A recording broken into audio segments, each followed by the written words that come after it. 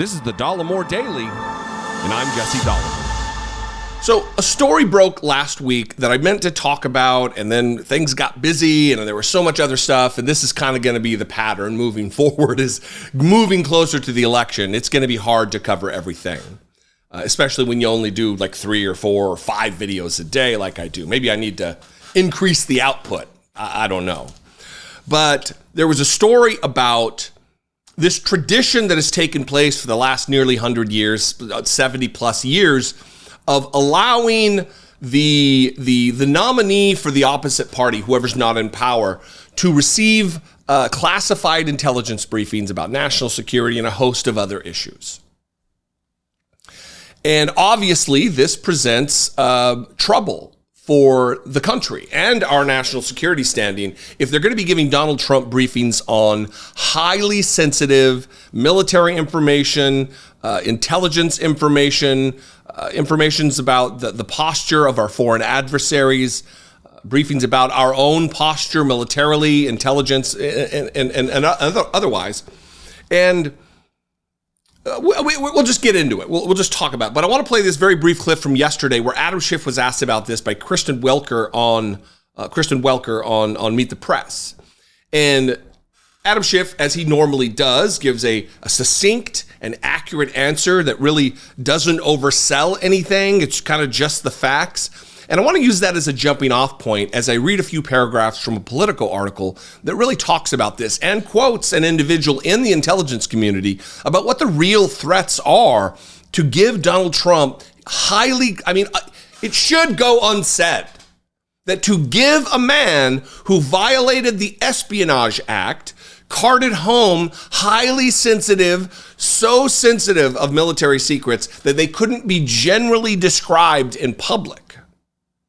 To give him access to an intel briefing is folly, to say the least, and disaster, to be more accurate. First, Meet the Press and Adam Schiff.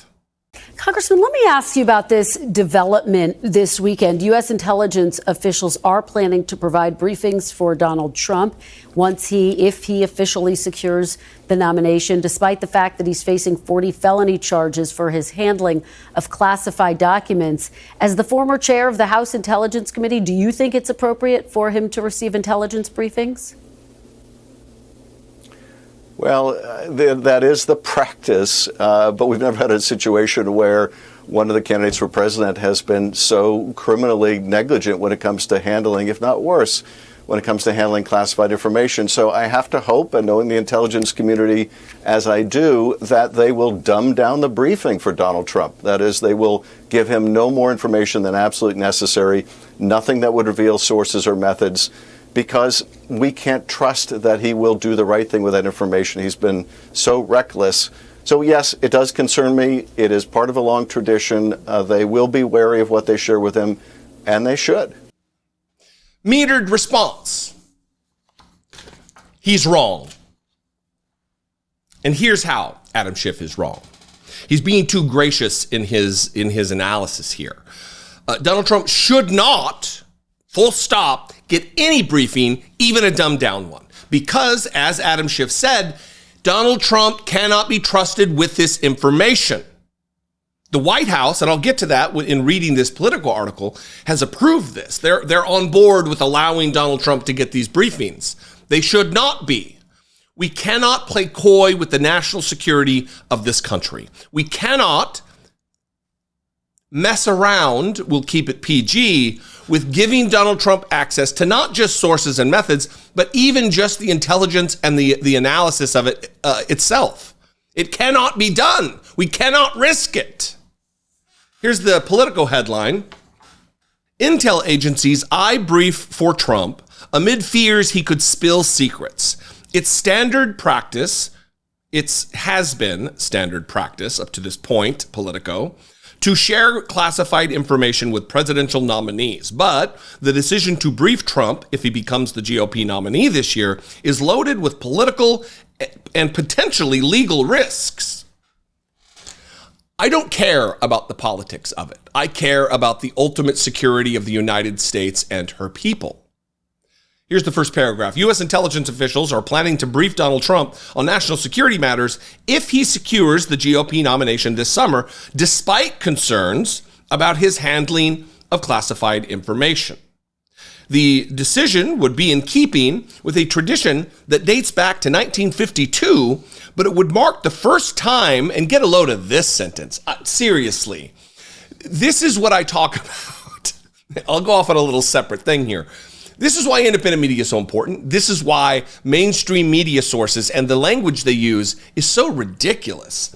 The decision would be in keeping with a tradition that dates back to 1952, but it would mark the first time an administration volunteered to share classified information with a candidate who is facing criminal charges related to the mishandling of classified documents. Rather than stating it, this is the first time that a candidate has been accused of crimes related to the mishandling of classified information, and that they've been offered a briefing. The first thing comes first. Don't put it on the administration, Politico dipshits. The Biden administration intends to share intelligence with the former president, no matter the outcome of his trial in Florida, according to a senior intelligence official and a second person with knowledge of internal conversations. They, like some others interviewed, were granted anonymity to discuss sensitive internal deliberations. The sit-down is not legally required. And this is another thing I want to point out here. The sit-down is not legally required, but for the last 72 years, incumbent administrations have tapped the spy agencies to read in the candidates of both major political parties on some of the most pressing threats to the country. While often this is just one meeting, sometimes candidates receive several briefings. Now, why would the administration do this? Why would Joe Biden do this? Here's the answer I think is true. And that is that Joe Biden's been around so long and he worked in the Senate for so long that he's used to this kumbaya, my good friend across the aisle bullshit.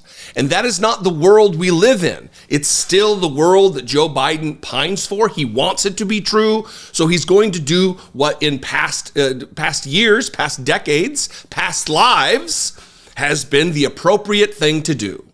The decent thing to do, the cordial thing to do, the political thing to do is to look at your opponent not as an existential threat to the country, but just somebody who has a disagreement about policy. And that is not the case with Donald Trump. He is a special threat to the country, a new threat that we have never faced.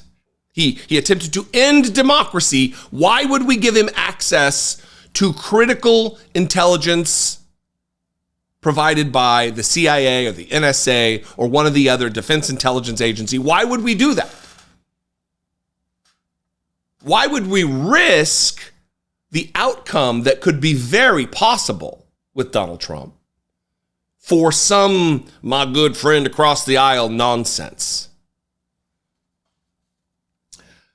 Here's a couple more, and we're going to include some quotes from actual people on the ground in the intelligence community who seem to maybe agree with me. The briefings, which are managed by the Office of the Director of National Intelligence and approved by the White House, normally take place after the national conventions in late summer. Several current and former intelligence and national security officials who spoke with Politico said the normally humdrum decision was fraught with unusual risk this year due to the pending court case and Trump's historically cavalier attitude toward national security information.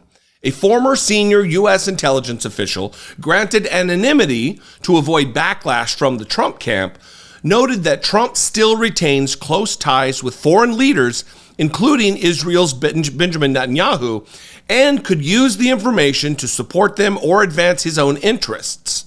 Trump once spilled details of a highly classified Israel intelligence operation to senior Russian officials in the Oval Office. In another case, he tweeted a picture taken by a classified spy satellite. This is a huge problem. And I think the White House should second guess this idea of giving Donald Trump any briefing at all. It's too risky, it's too dangerous, and Donald Trump flatly stated, accurately stated, cannot be trusted. He's proven that. he made the decision to forego these briefings based on his behavior. Anyway, what do you think? I'd love to know your opinion and have a conversation about this. We can mix it up in the comments. That'll trigger YouTube to deliver this content to new viewers and possibly have them join the audience with you. That would be fantastic. You can also call and leave me a brief voicemail, 714-576-4054. There's my email address that you can always email me at, daily@dollemore.com. If you appreciate what I do and you want to help support this work, you can become a channel member on YouTube for $2 a month. You can go over to my Patreon, patreon.com/IDoubtItPodcast. But more importantly is make sure you're subscribed. I am within 4,000 subscribers, I think, of 600,000. And that, what a favor that would be. You want to do me a favor? Anyway, I'll see you next time. Follow me on social media. I'm at Dollemore everywhere. And be genuine. Take care of one another.